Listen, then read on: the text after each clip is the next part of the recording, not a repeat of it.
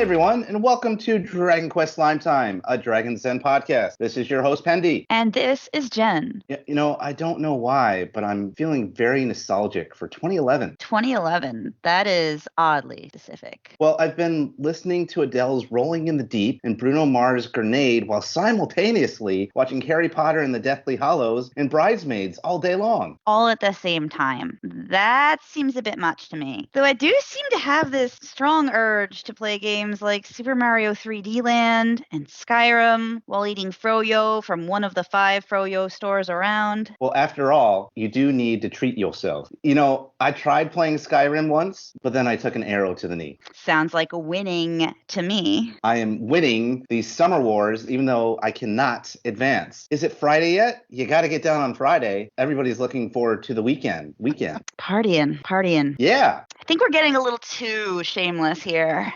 Good point. Since you are the new girl at hosting here, I'll let you introduce our guest for today. Well, when it comes to mastering the game of Dragon Quest social media thrones, look no further than our guest today, Lord Roto Midenhall, the founder of the Facebook group Dragon Questers.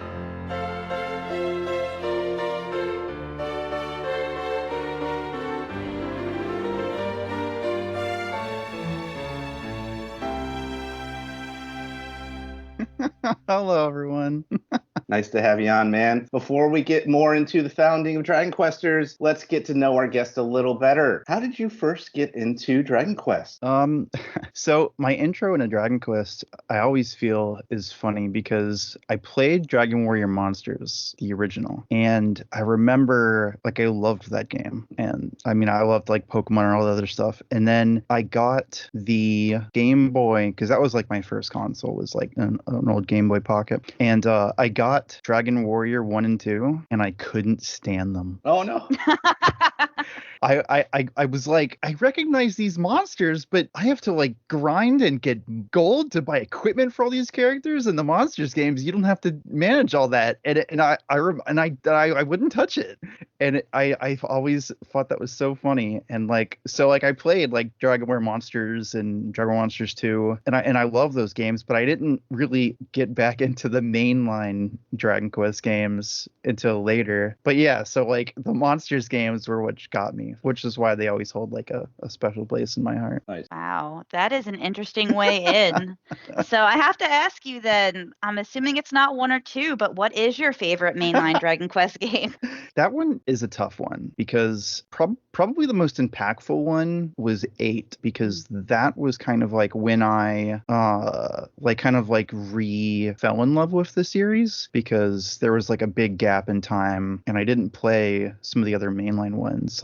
I didn't play Dragon Warrior 7 when it originally came out, and I remember I got that bonus disc that came with the that was the demo to Dragon Quest 8, and I think I played that demo through to completion 10 times. And I just loved the world, because I remember all the RPGs I played growing up all had the huge overworld, and I always thought it was so beautiful to have a big overworld that was to scale, right?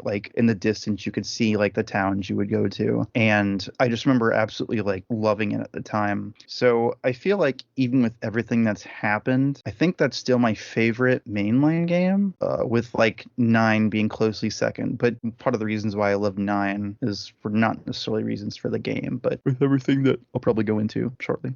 Nice. Awesome. Nice. What about the spin-offs? What's your favorite Dragon Quest spin-off game? It would have to be one of the Monsters games, but I wouldn't know which one to pick. And there are a lot to pick from. Yeah, although I really did enjoy the Warriors one, Dragon Quest Monsters, or not Monsters, the Dragon Quest Heroes, the first one. I didn't get too far into the second one, but I'm actually weaving away my question because I know the answer. It's Builders 2. Heck yeah! I love that game so much, because Dragon Quest 2 also has a very, I mean, if you know from the name I use online, Midenhall, that I always have a soft spot for 2, as ironic as like my origin with it is.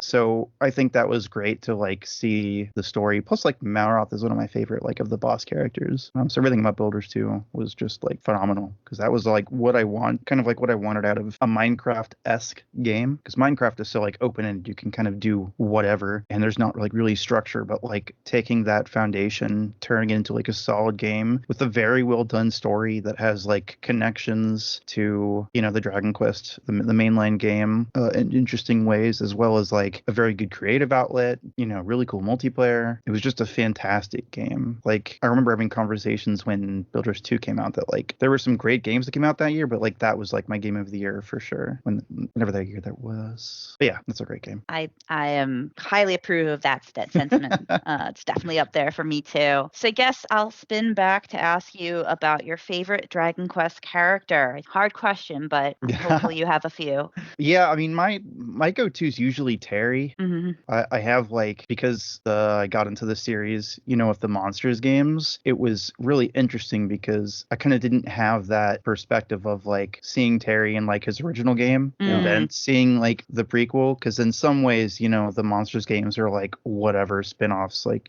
he fell into like a cupboard and then Great Tree. There you go. But I just remember thinking that was really cool that like eventually seeing that there was this like grown-up version of Terry, and I thought his story was really interesting. I mean, granted, like if you don't do the party chat stuff, he's kind of just like an edgelord, but it was nice kind of like finally discovering like his full character growth, and I always liked how they'd worked his connection with like Millie and stuff. And when is it? Oh, they put him in Dragon Quest Heroes, which was another plus to that game. But he's always been like a favorite. And I mean, I like a ton of the other casts. Like I like the main cast of 8. Is that like cast them, that whole group between Yangus and Angelo and Jessica, I think is like such a good. I think it's another reason why 8 was such a good game, is that it had like such well-founded characters. And granted, Dragon Quest like always has that, as long as it's just a lot of the conversation's optional, so people kind of miss a lot of those like more thoughtful insights from the characters, or the poor people who played 4 on the DS that didn't have party chat. I just recently started like replaying it on Android, and it is a mind-blowingly different. Yes. Yeah, that was like the one I had to revisit because I was like, I want to know more. I know. I feel so abused as someone who loves 4 so much, because we didn't get the PlayStation 1 version. No one has fan translated it yet. We didn't get the party chat with the DS version. It's like, oh, you're just hitting me over the head again and again, missing out on this game. But yeah, that's like 4 and 8 and 11 probably have like, in my opinion, have like the strongest cast of characters as a whole. Yeah, you can't go wrong with any of them. And it was nice that 4 got to be like somewhat revisited in like a what if way. Yeah. Recently, because Dark Prince was really enjoyable as well. Nice. What do you think about your favorite Dragon Quest monster though? Okay, so my favorite monster, I mean, I got a few up there, but he was featured, and I enjoyed this because I was listening to it the other day, your guys' last podcast, and I loved the pitching machine. Oh. So obviously I like a bunch of the monsters and like a bunch of the slimes, but Killing Machine, or as I grew up with him, known as Reboster, and in the monsters games I always nickname him Reboster because they know their place. And but Killing Machine's always been my favorite. I've always loved that design. It's very much Akira Toriyama Robo design. But he's like perfectly iconic, and I love that he's like, it's still like popular in Japan and stuff, that you always see. Like I have a plushie of him somewhere. I know I have like a few little figures of it. But yeah, I love the Killing Machine, and I think he'll like just always stands up as like a good little baddie. And I found out that he's also a great pitcher. I personally love that he waters the crops for you in Yes. Builders. He's So so good. helpful too. So he's the best. He's great. Monster you can always count on. What can't he do? Exactly. I was kind of wondering, there's so many different ones, but what game mechanic in Dragon Quest or feature that it has is your favorite? Things like casinos, monster collecting, job classes. What is your favorite? That is a good question. Some of my friends probably would say the casinos, because I would like notoriously spend a lot of time gambling. And by gambling, I mean, playing till I like won enough and then save to make Save like a scam. spot. Yeah. The real gambling. Monster collecting is always a fun part too. I like the mainline games that like let you do that. That was in like 5 is like the one known most for it, right? Right. Yeah, I love that about like 5. Granted, 5 I think is phenomenal for like other reasons as well.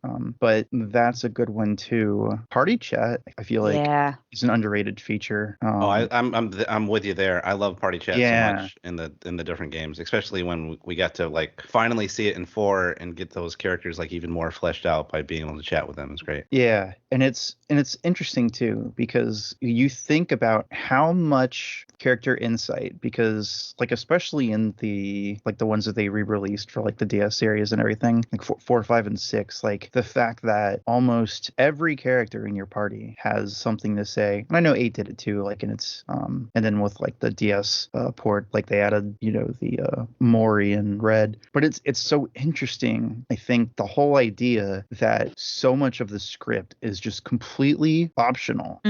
So like you can go off and be like, man, these characters are just kind of like sort of like one note, and it's like you have no idea everything you missed. And that's something I think that not many other games like take advantage of. I've recently been playing another game called Unicorn Overlord, and it's like a strategy RPG-esque game, like Fire Emblem and stuff like that. And you'll get some characters, and besides their kind of like support conversations like throughout, they don't really comment a lot on things going on. And I was literally thinking back to like more games need to incorporate that. So I honestly think that's what I would put as my answer, like the party chat. As like crazy as that might sound to some people, but I feel it's very endearing. Yeah, I agree. Like I said, I love the party chat. Just you give so much more insight into characters, and it's fun. And it's interesting when it works against the character sometimes. Yes. Because like with Angelo in Dragon Quest VIII, if you're not doing the main plot line, he gets so impatient. He's like, "What are we doing here? When are we getting back to such and such? Why? When are we getting to the fireworks factory?"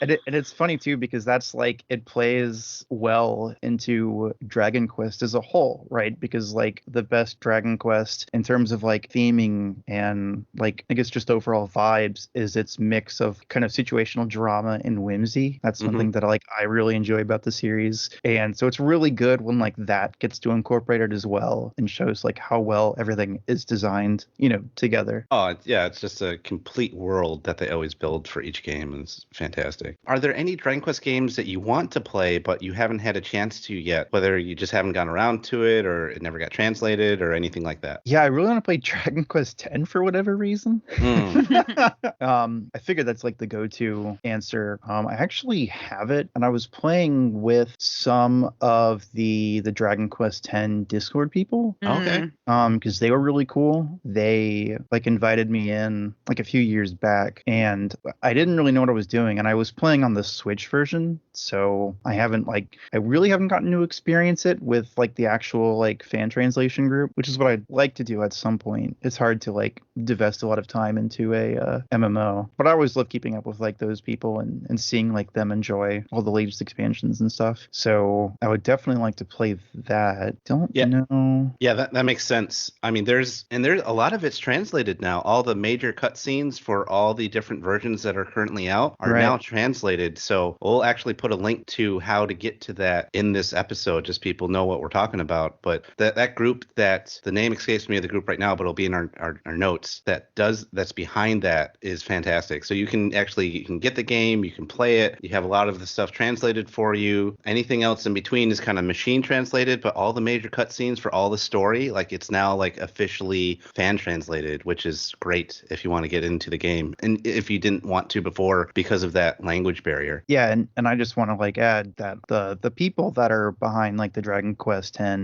like worldwide Discord are super awesome people, and they have like a ton of guides and stuff, and will even help if you're like stuck anywhere in the game. So if you're curious, definitely look them up because they're really cool people. Nice. That's awesome. It's good to hear. Great to hear, yeah. So I guess I will take us into Dragon Questers. This is a long-running Facebook group, currently boasts over 8.6 thousand members, and has been around since it was founded January 8th, 2011. Oh my gosh. Yeah, it has been that long. We are all old now. I'm sorry to inform everyone here.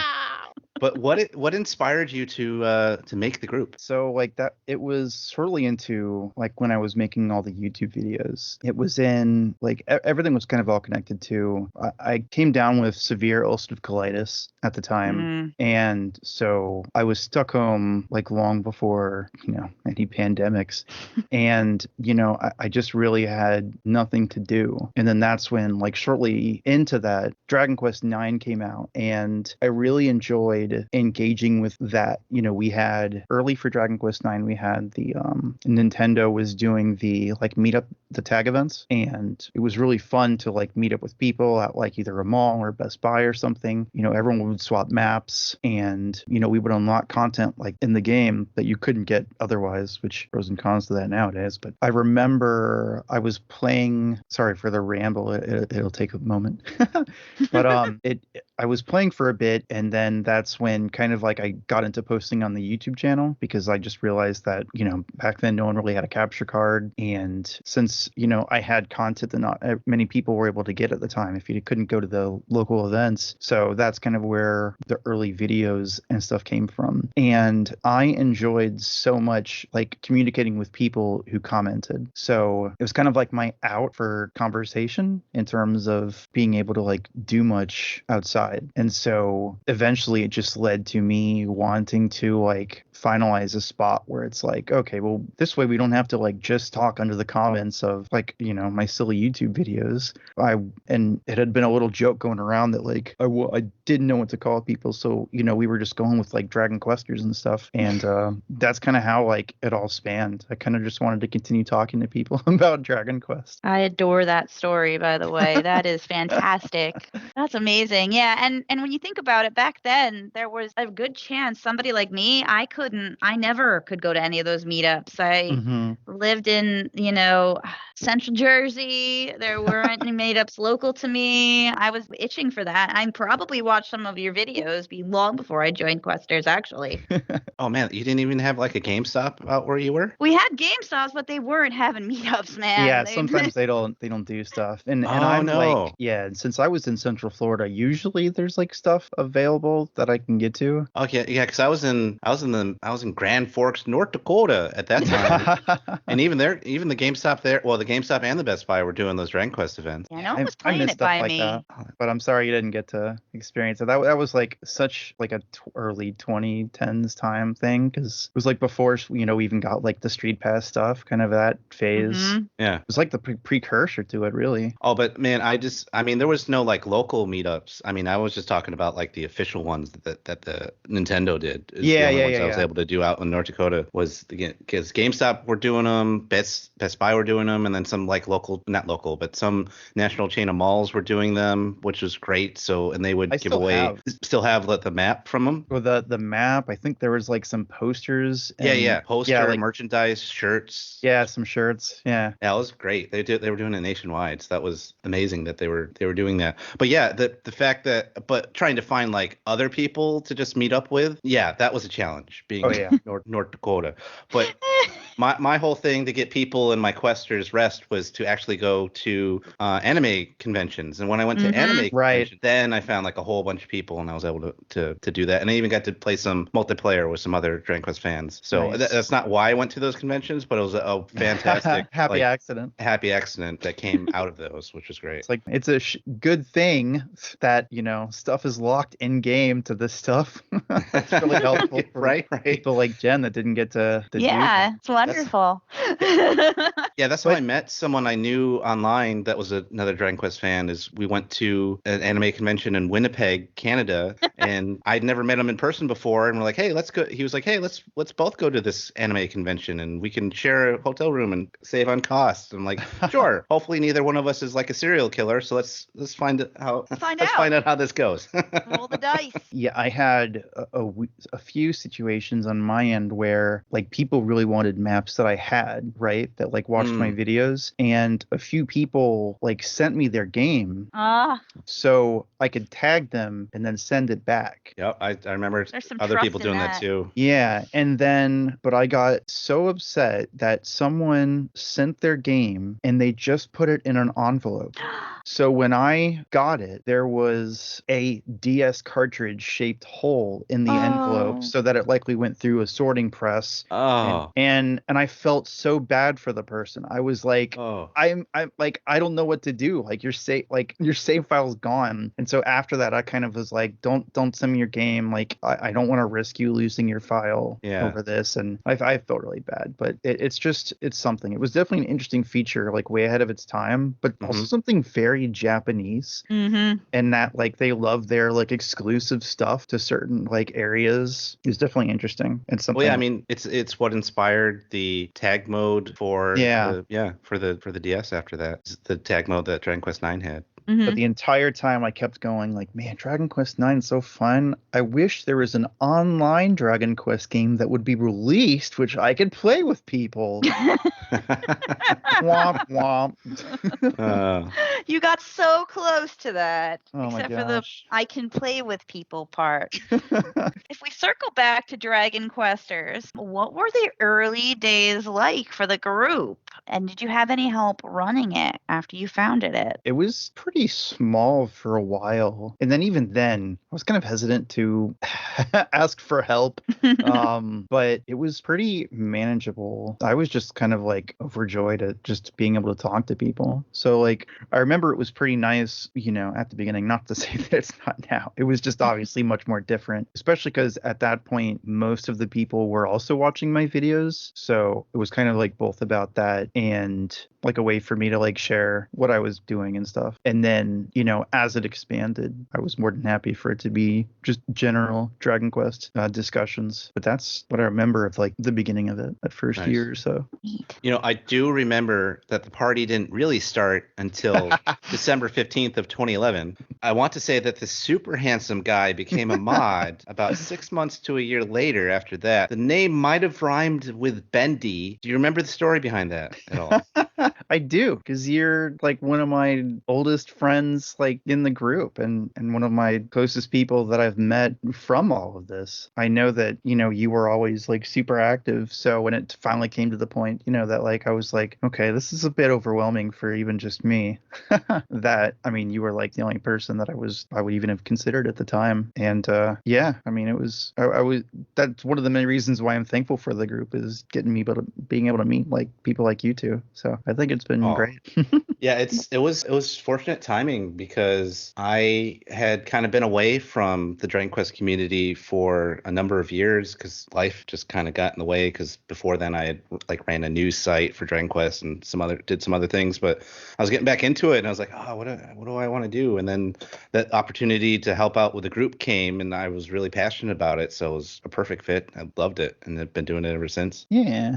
I would kind of argue the party really didn't start until September 15th, 2016. A new party member joined the Dragon Questers. Oh, ray of sunshine on a cloudy day. Do you remember that girl whose name happens to rhyme with Jen when she became a mod by any chance, Roto? I do, because Jen is awesome.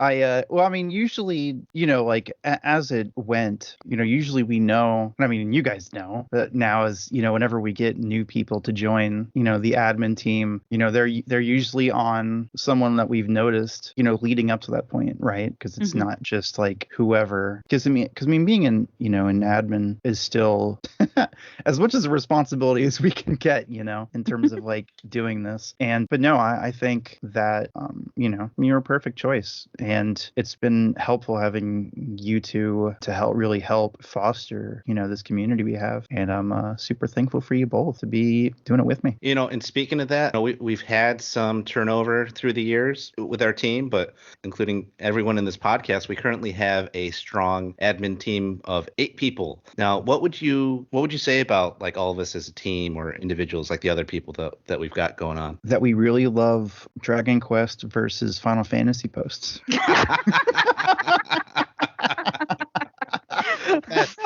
Best. No conflict whatsoever. Perfectly peaceful.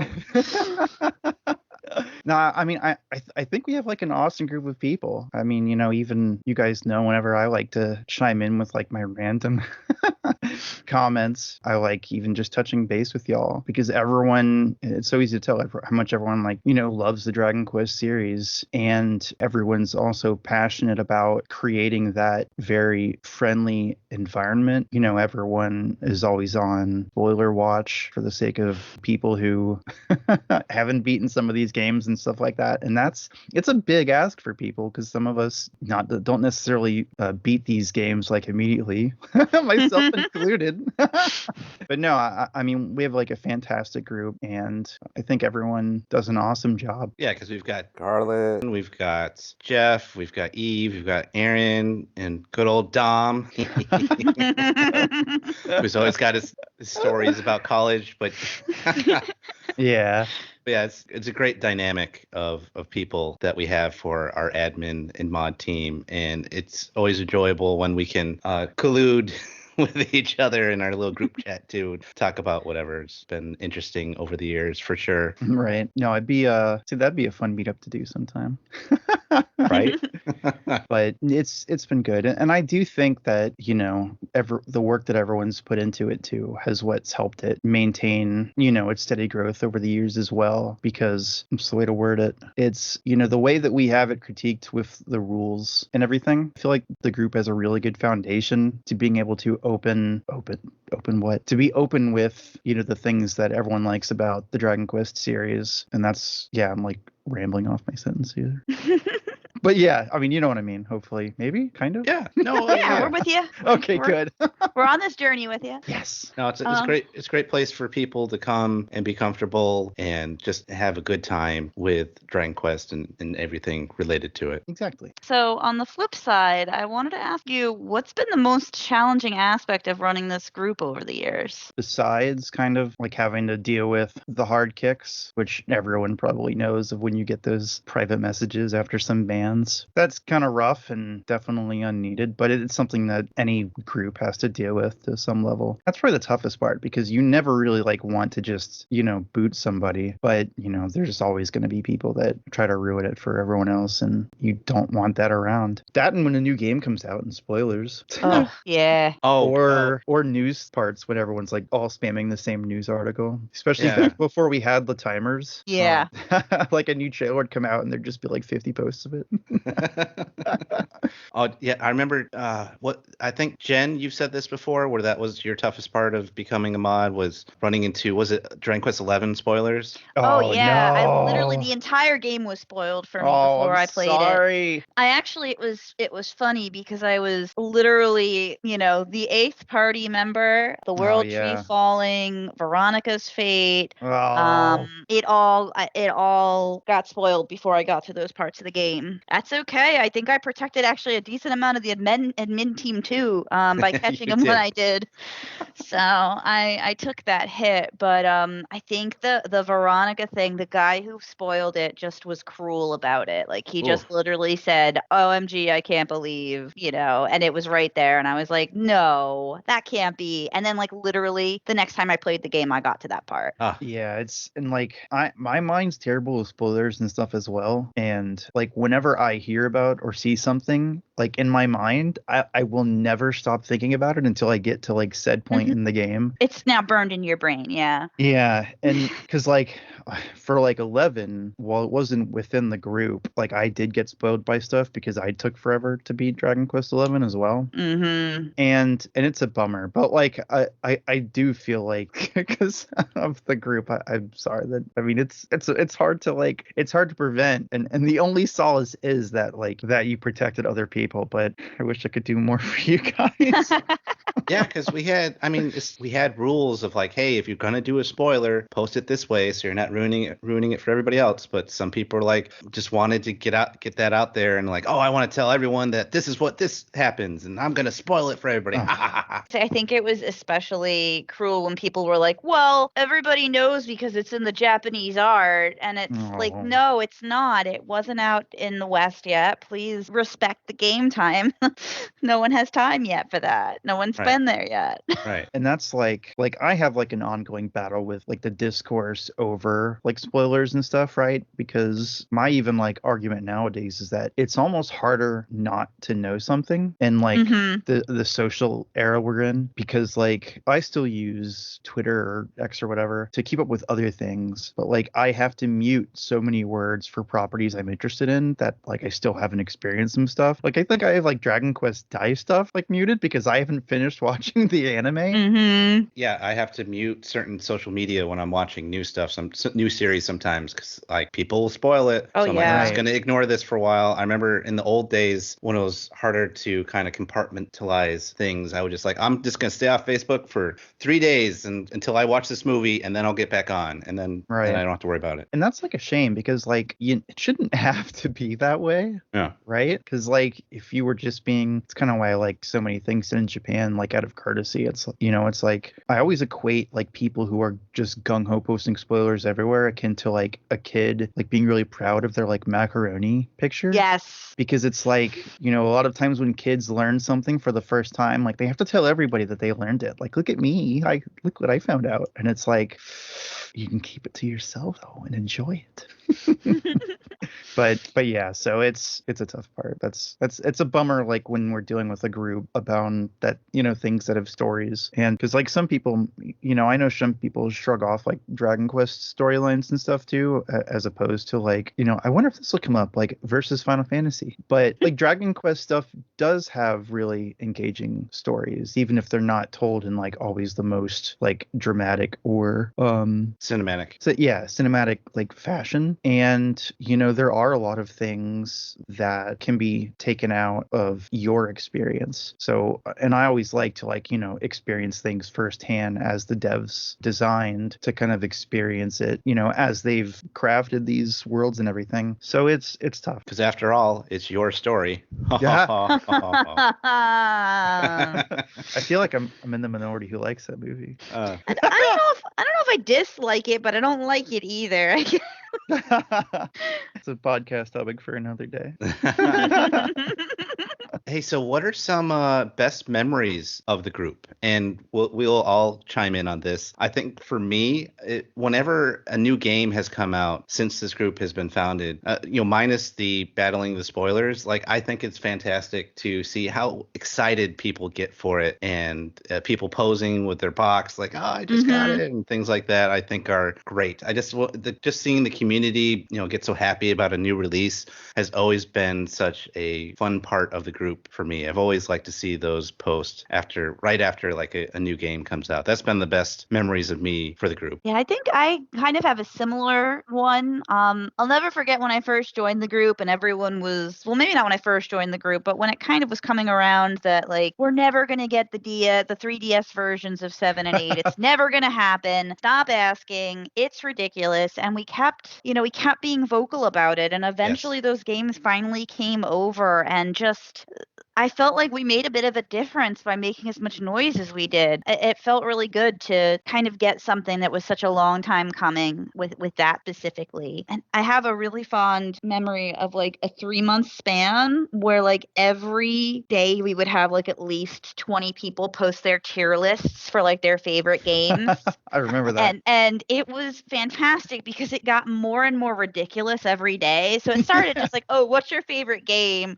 What's your favorite character? What's your favorite monster? And then it just started getting unhinged. It'd be like, what's your favorite item that you use? Or all this weird stuff. It got fantastic. I loved it. It was almost like a meme of itself. Like at that point, that it was just that I remember those too, because I was always like getting a laugh just to seeing like what, because I think I only chimed in for like the ones talking about soundtracks, but it was that was fun. I remember that. I mean, I would agree with Pendy that like it in Jen that really that like new game releases are really exciting. It's fun to see everyone get so passionate about it, especially because we've all been around the community long enough to see when it was the opposite. You know, like Jen said, you know, Dragon Quest fans in the West have had periods of a drought, would almost be putting it nicely.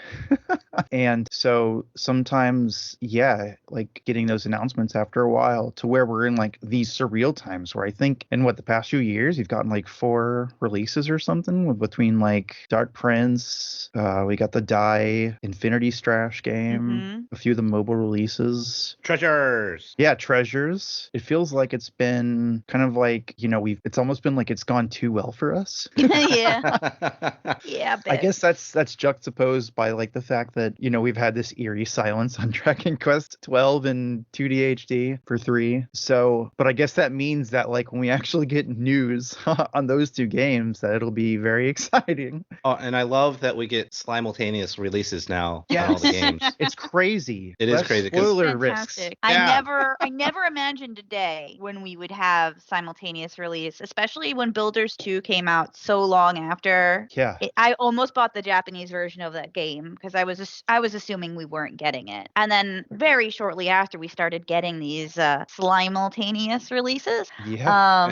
So I do think that has been huge. I think that has really been a bolus to the whole community. I think it's really grown our community quickly to get the games in real time. Interacting with the Japanese fans because of it has become something that we're now experiencing. Because, for example, in Treasures, we had that function where you could get treasures from other people. So I was getting all the treasures from different Japanese fans all the time. Right. Or if you are like multiplayer in Monsters, then you're battling the Japanese people in Dark Prince. You might fight the McDonald's monsters there. Right. Yeah. Right. And they're otherwise very OP teams.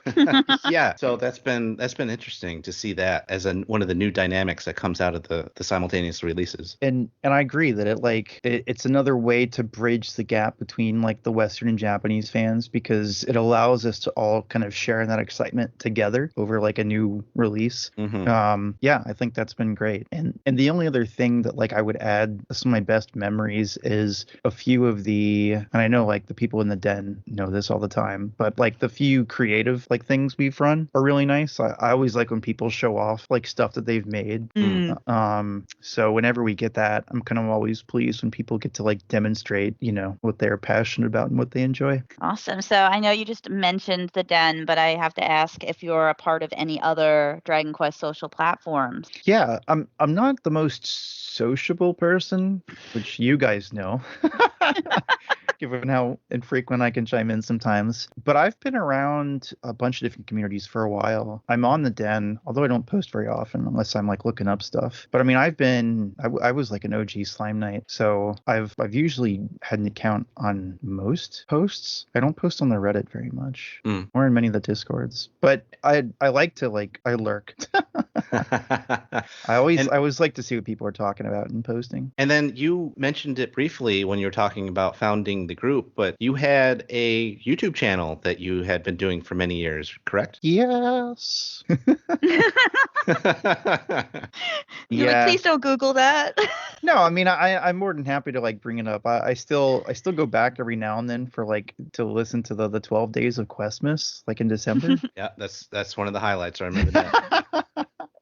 It's so great. Like funny. It's something that like I didn't have a capture card, so all I did was like stack up a bunch of like DS cases and sat my DS on top of it and just record footage. So it's like really old school, but I really enjoyed making video content. I'd like to do it again, but I did it back when I didn't have I couldn't work or anything. And as low budget as like any of my channel stuff was, I still tried to put in time to like edit it and make it as nice as I could. And that took a lot of time that it's hard to do today. But I really enjoyed making the video content. It was really fun. Nice. Yeah, that can be, I know from experience trying to edit and put all that stuff together, it can just take such a long time. Just finding pictures for stuff sometimes can just take forever. Yeah, and you guys do a lot, like even from just watching like the last YouTube version of like the baseball podcast that I was watching the other day. I mean, like I can see that, how much you guys put into it. And if you don't think about it, it doesn't seem like a lot. But then when you go to like a lot of like the bigger YouTube channels and stuff, and you see that people have like full-blown editors, it's like, yeah, there's a reason. Yeah, they'll have like now I see like some of the YouTube channels that I watch, like they'll actually contract the editing out to like different companies. I'm like, whoa, okay. But I understand because it saves you so much time if you don't have to do that yourself. Right. Yeah, or just working with them instead of just doing it all yourself, kind of deal. Or no sleep. Right. Yeah. The bygone sacrifice. Now, what would you say have been the most controversial moments for Dragon Questers over the years? This question, again, is for everyone. Roto, we'll start with you first, with anything that you can think of. I want to say like the shit posting stuff. But I feel like that's something that like only we would get.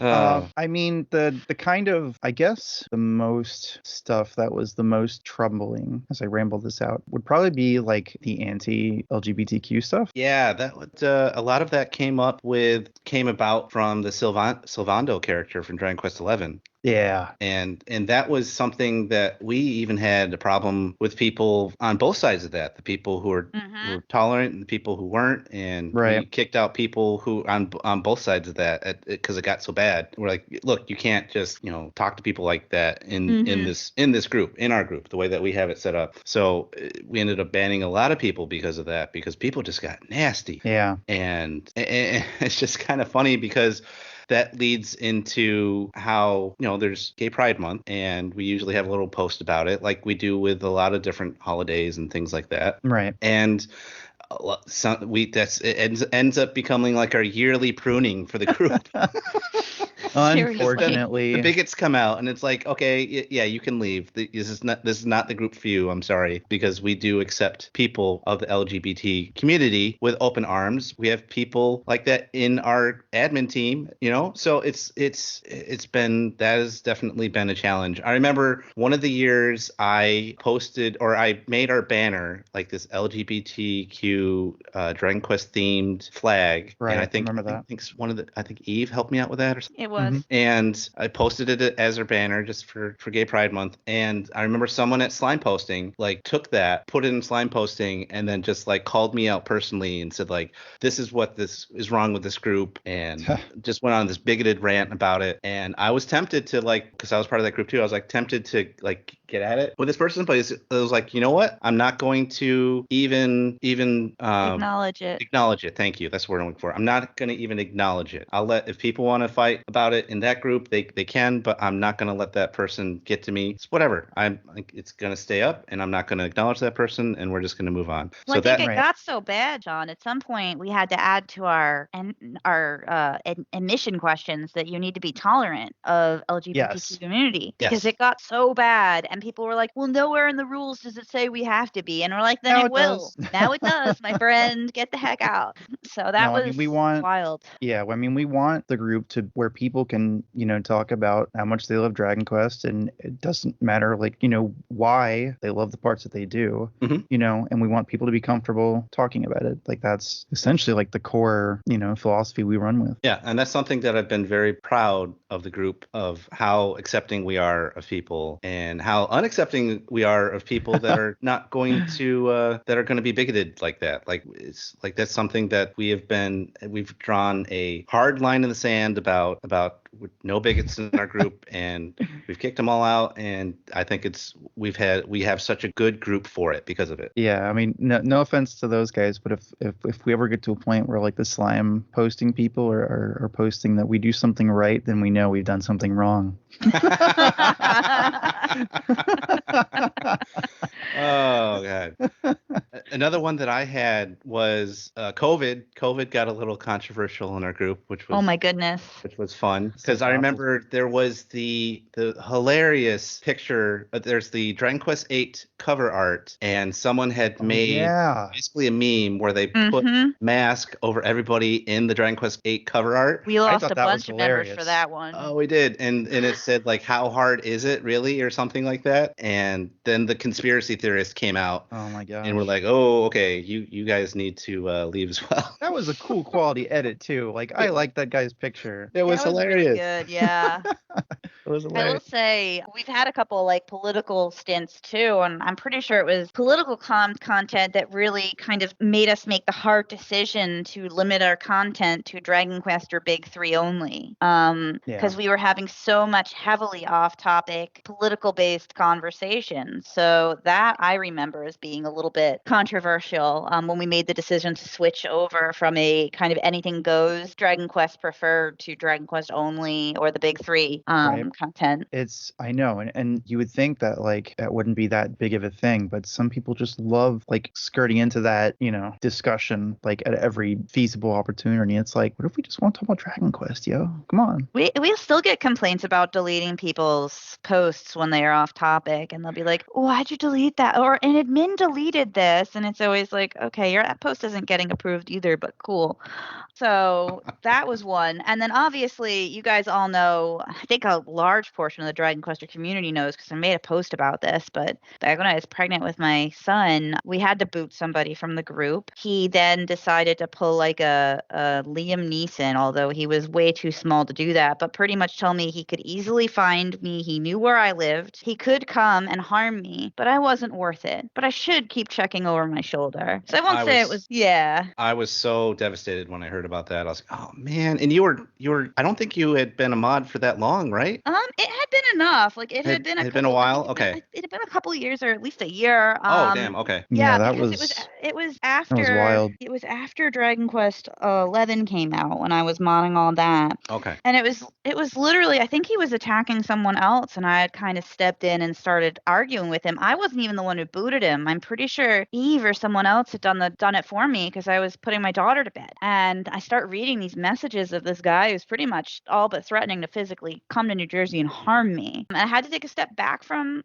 like actively admitting for a little bit because he really freaked me out. I mean, now in hindsight, the guy was a total loser and like couldn't have done a thing. But like I was pregnant, I was hormonal. You saying that to me just it was really upsetting. So that was pretty rough. And I know that I'm not the only one who's gotten those kind of threats. I've seen the other ones go out too to other people. Right. And it's just such a crazy thing to think that such like a welcoming community, there's some of these people lurking in it too. It's crazy. And I'm sorry again that, you haven't had to go through with that. Like it's such a ridiculous thing. And that's rough. Stuff like that. It's hard to like, especially the more people, that we get, unfortunately the higher chance there's always going to be people like that out there. I remember I had one guy, I wonder if it was the same person.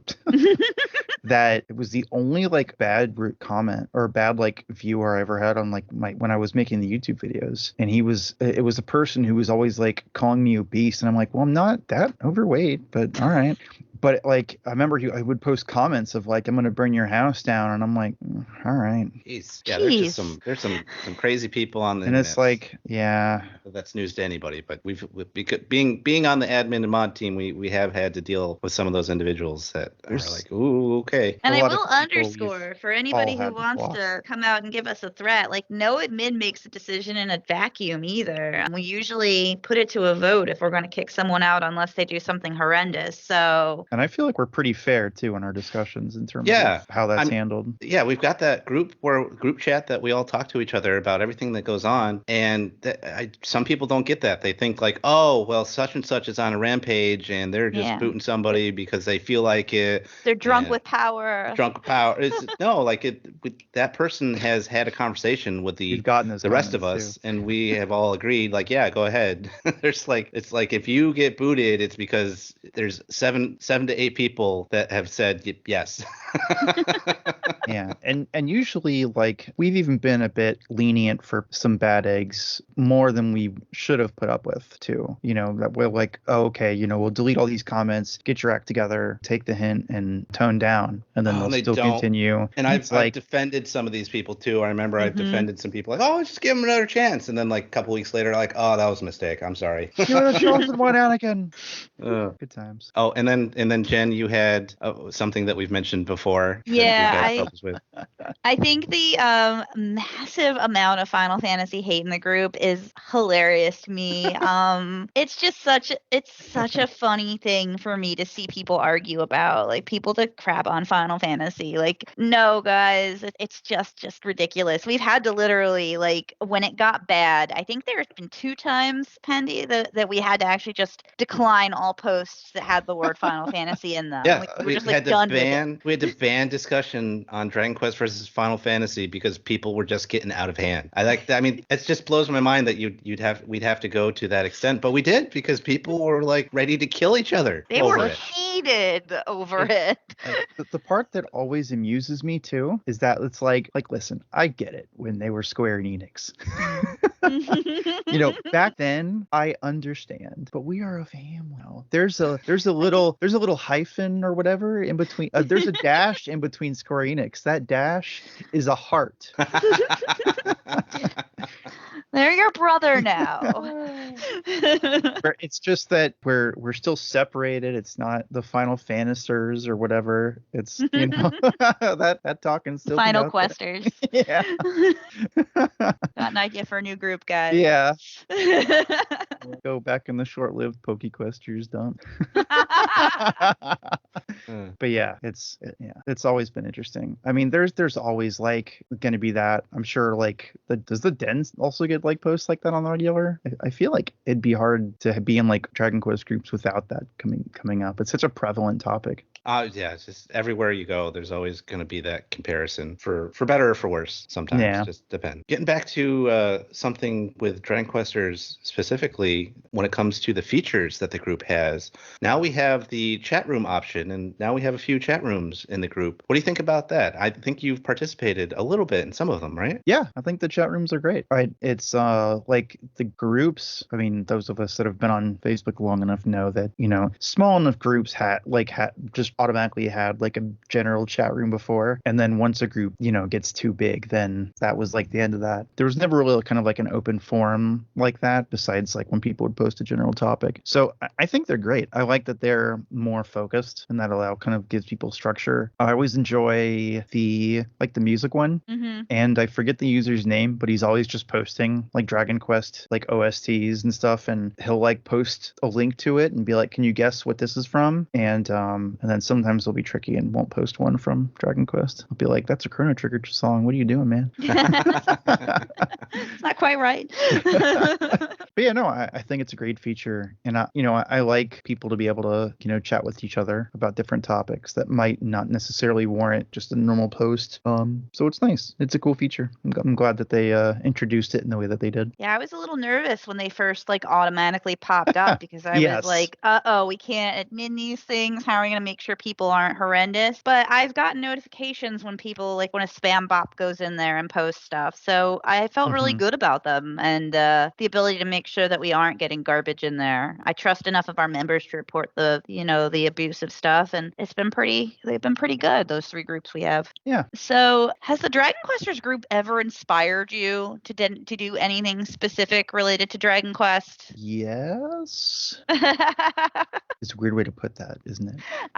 It's like, in a way, what's the best way to word this? The group, like over the years, because I like a lot of different like series and stuff, right? And when we have like when we would have lulls in like Dragon Quest releases, that might also be less like in the forefront of my mind, besides just like seeing what the group does and everything, right? And seeing like people in the group kind of like always reminds me of why I like the series. So I figure that's not really an answer to your question. I think it kind of is. I mean, I've had lulls in my fandom be re-sparked by that group, so I get it. Seeing everyone else's passion can kind of reignite your own. Yeah, that's kind of like what I get in terms of like there was a few times early on where when I would like get back to trying to make videos for a while, that was encouraged through the group. I did a few contests, and that was all spun up from the group and trying to find a way to like give back. I remember I was able to give out some of the Steam copies copies to Dragon Quest Heroes when when the first one was coming to Steam, and that just that was all from the group. So I would definitely say that the group itself has ignited in different ways kind of like my enjoyment of like interacting with the Dragon Quest community as a whole, I would say. Oh, that makes sense. And you've been a big member of the Dragon Quest community for many, many years now. What would you say that we need to do in order to maybe grow the community even larger? Not just like our group necessarily, but just like the Dragon Quest community as a whole. Is there something you think that we could do to make it an even bigger community? Something we can do. It's hard to say. I mean, I feel like we do our best to be as like open, which is the one thing, that we can really do. I know we encourage people, because of how we try to fight against like spoilers and stuff. That's like a way to make it a bit easier for newcomers to jump in, right? I think those are good ways, but it's something that we can all agree that it's tough seeing Dragon Quest as it does in the West, right? Mm-hmm. Because the conversations come up a lot, right? Like, what can we do? Because I remember an argument I had with someone early on that when we were trying to do something to celebrate the release of a game, and I was being accused of like just being like a shill for the company, and it was like, I want it to do better. Like, how am I supposed to take that? Like, okay, yes. It's hard to say because like Dragon Quest doing well is such a thing that we've all thought about, right? Oh yeah. Yeah. I mean, I'd be curious what you guys would think about this question. Well, I think you made a really good point. I actually remember when that happened because I remember it was like somebody talking. I think this was when we had to like ban the talk of pirating brand new games because people were talking about just stealing the game and why would they want to give Square money? And you're like, because if you don't give Square money, they won't make more games and bring them west. Right. It was a pretty easy argument in my brain, but they just weren't understanding it. So it is funny though, because since I've been on like technically the the opposite side of that, when Sam was arguing with me on on buying from the official Square Enix store for the merch. That was hilarious. Yeah, she was not thrilled about the. I don't think she ever liked me. That was a weird situation where that merchandise was cheaper to import with shipping from Japan than to buy it in the local store. It's like that's not how it should work. but I didn't mean to like sidetrack Jen what you were saying, but like I do remember the conversation about like when people were talking about pirating stuff, and it's like, yeah, it's such a line you have to be careful crossing. It's also you don't want to get your Facebook group sucked, so there is also that piece of the puzzle as well. Something people don't factor in for some reason. I think as far as I'm concerned in trying to make the community as a whole larger, to grow it, I just think more people out there, if they feel inspired to put out Dragon Quest related content on social media, they should do so, and that's going to just help us even more. Like there's that, I forget her name, that woman who started doing YouTube videos on Dragon Quest where she reviewed your story recently, and she also got in the news about her saving the downloadable content from Dragon Quest 7. Stuff like that is amazing to see. So the more we can have people, members of our community, doing podcasts and videos and participating in social media, and that always helps. That always helps to get the word out, and just talking to your friends who might be into the games, and like encouraging them to play. It's funny, I was at work the other day, and one of the things that I do is I talk to a lot of the new people who come into my job and explain to them certain things. And one of the new kids saw all my Dragon Quest stuff on my desk, and he was like, "Oh, one of my friends is really into that game, and he's trying to get me into it." And I was like, "Oh, that's fantastic! You should try this, this, and this."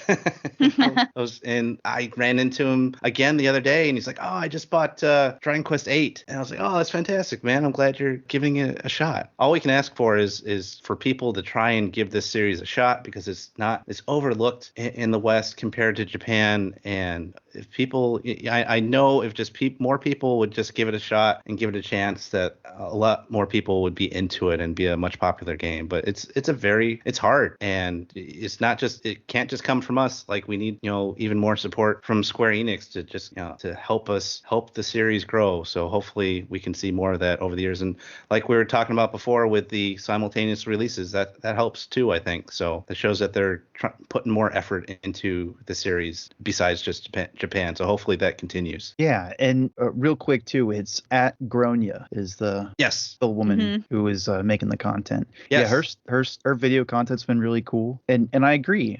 Make fun like Dragon Quest stuff. It's funny because like going back to the last video, the podcast I watched with the baseball thing in Japan, they got like these cute little baseball cheerleader idols posing with like the Dragon Quest plushies, and I'm like, that's awesome. We need more people posing with little slimes in the West. Will that do it? Probably not, but it will help. Make them mainstream. I can't, or I had a little slime at my office, and I constantly, oh, that's a little poop, or that's this, and I'm like, I want people to recognize that it's a slime. Like, I just need it to be that mainstream, guys. That you don't have to like it, just know what it is. Like, I want it to be like Mario, where you see it, you know what it is. I so wanted the Dragon Quest die to like air on Toonami. Oh yeah. That was like such, because like that's something I've said for years too, that like it is insane to me that Dragon Ball is as big as it is across the world, and so here we have like a role-playing series with Akira Toriyama characters, and it's not like, and they can find that hook in people, and it's like there's got to be some way. And I always thought like get that anime over here to do it, and then they do it, and then it's just, watch it on Crunchyroll or Hulu or whatnot. I need to finish watching it, of course. Someone did a podcast covering the episode. maybe yeah, it's been a weird road with that one because it's subtitled. It was on Crunchyroll, the entire thing, for a long time, and they had difficulties with getting the dub, and then they kind of piecemealed it for a little bit, and it was on weird sites. Like, the dub was like on a library application, and it was for sale on like the Microsoft Store and Hulu, but it wasn't like on any major platforms. And finally, like this is years later, it goes on Hulu, the full dub, and I think then it's on Netflix now. Yeah, and now it's on Netflix. Only half of it, but just as of a few weeks ago, they put half of it dubbed and subbed on Netflix. So that was encouraging to see. Hopefully they do the rest. Progress. That is actually a notorious thing. I heard that happen with a couple other animes that got put on like for ridiculously expensive amount of money. The dub came out first on the Microsoft Store. This is not the only one I've heard where that happened. Okay. It's funny because I'm affected by it as someone who watches One Piece, but the English dub. That's rough. Yeah, because when they release batches of episodes as like 12 and 13 episodes at a time, and the newest episodes they release only on that like Microsoft online store service. So like I always know that like, oh, I could watch the next 13 episodes if I shell out some money, or I could just be patient, I guess, and wait for it to come on Crunchyroll. But I guess when you're in a show that long, you're just in it to win it. Yeah, right. At this point, like if you drop now, really you're a failure. So just keep going. Mom ain't raised no quitter. She raised an axe. You're gonna see who the king of the pirates is, man. Right. You will know what the One Piece is by the end of it all. Or it'll be spoiled online. The day after the manga comes out, expect it to be on the internet, my friend. Yep. It's the friends you made along the way. I was gonna say that. Now, thinking about the size and the global reach of the Dragon Questers group, as we've said before, there's nearly 9,000 members, and we have representation from people all around this just started out as just a place for your YouTube followers. So how do you feel about how it's grown over the years, how big it's gotten to be? It's a little surreal, but I realized a while ago that like majority of the people in it have no idea what my videos were. So I just am happy that it became like a hub where everyone can chill and then talk about Dragon Quest. But yeah, it is weird to think about how it like how it started. And something that amuses me that's related to this is that we've had different periods where people would be like nostalgic for Dragon Quest 9, and we'll get those conversations where like the haters of 9 will come out. And I always like take the moment to like reply in those comments, would be like, if you didn't like the game, that's fine, but like this group wouldn't be here because of it, so there is that. Right? And that always confused me when not necessarily people who didn't like it, but I would see some people who would say like, well, this doesn't feel like a Dragon Quest game to me. And I'm like, well, did you play Dragon Quest 3? And they're like, yeah. I'm like, well, this is just Dragon Quest 3 on crack. What are you talking about? Exactly. it's Dragon Quest as it comes. That's like, what I always tell people that. Yeah, I never got that sentiment. It was like, and because like I think that's how like the devs saw it, that it was like kind of the spiritual successor to 3, because everything about 3, is kind of like noted on or embodied in some way. And I think that's what makes 9 special in a way. It expands upon what 3 set out to do and just makes it in some aspects even better. I think like the way you can customize your character so much more has been fantastic in that game. Yeah, and really, even though the progression in it is a bit borked, I guess is the way I like to put it. Yeah. Because like to those who don't know, the way that Dragon Quest 9's multiplayer worked was that when you joined a host game, the host could progress their file, but none of that transferred over. There have been some other games that are like that. Ironically, the remaster of Final Fantasy Crystal Chronicles was also like that, and it was mind-boggling decision.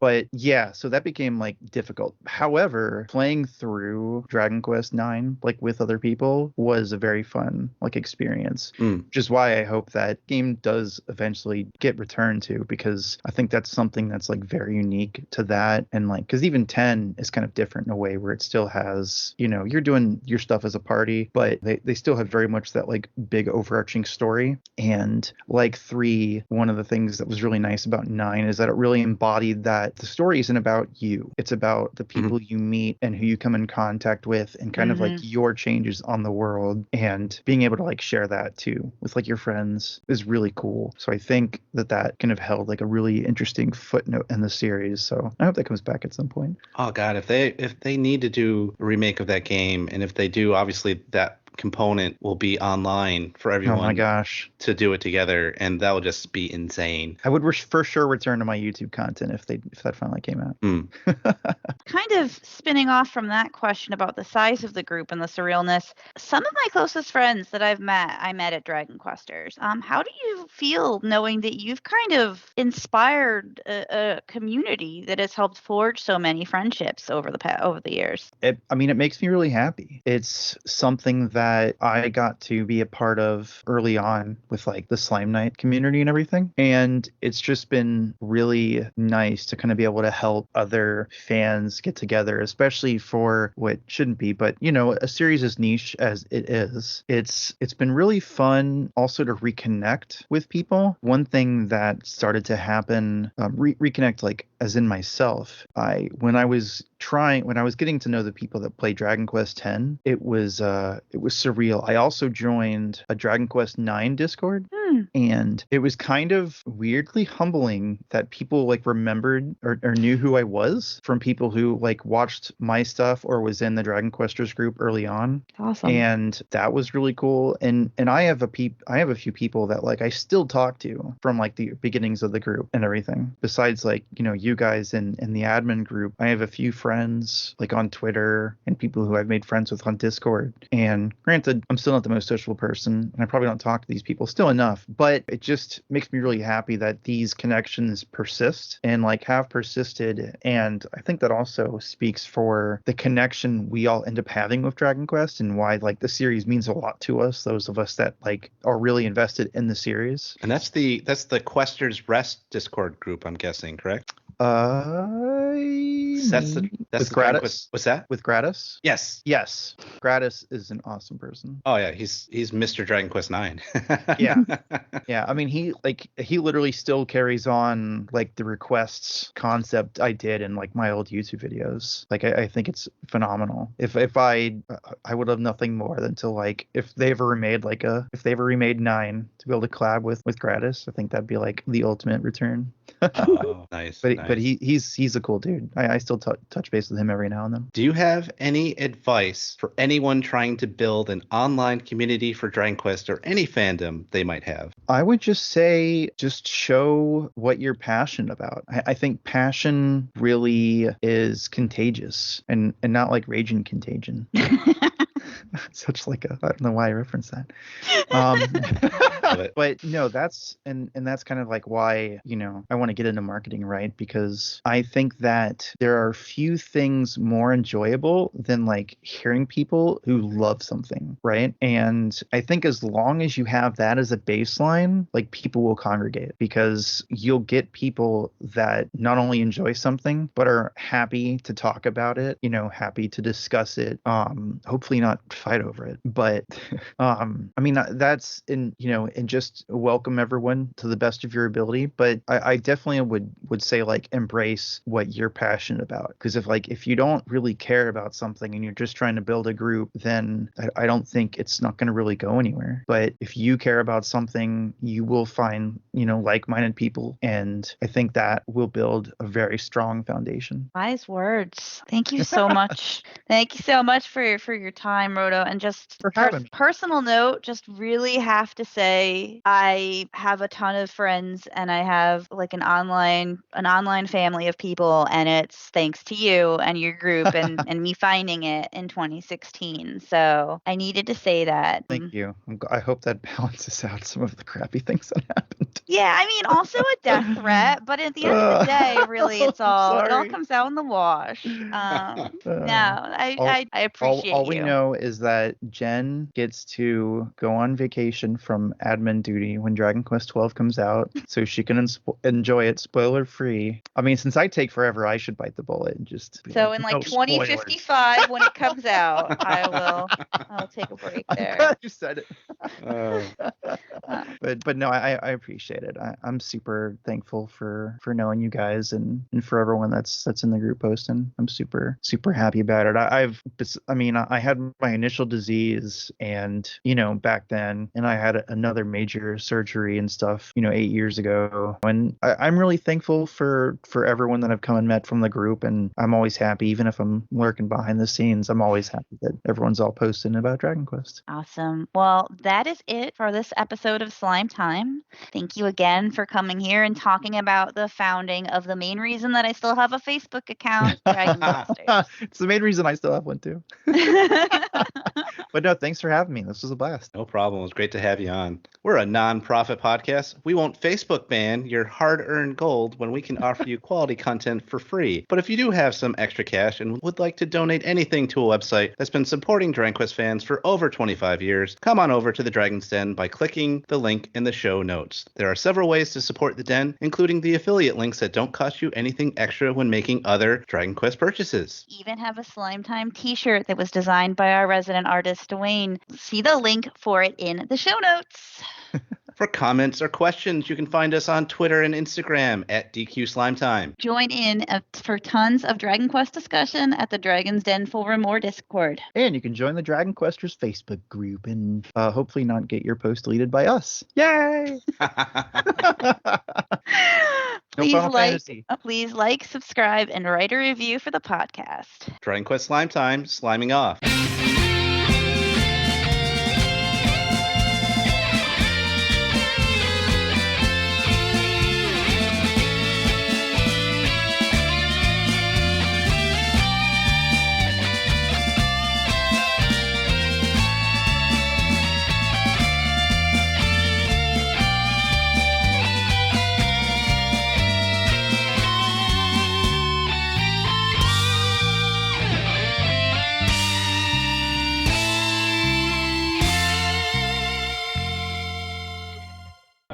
This is Goochtrude for Slime Time, reminding you all that you must complete your adventure.